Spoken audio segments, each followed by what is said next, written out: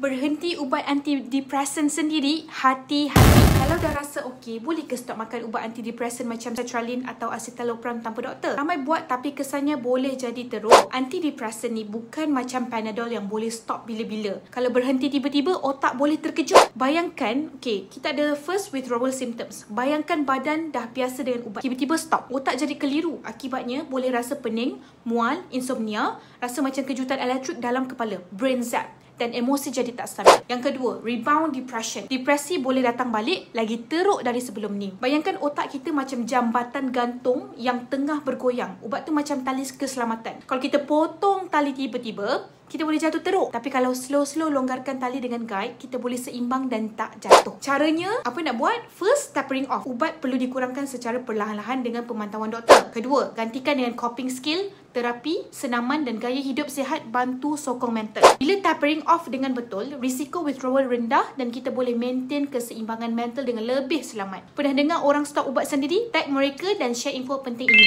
Tekan butang follow untuk lebih banyak info tentang kesihatan mental sebab sihat mental itu real, bukan sekadar rasa.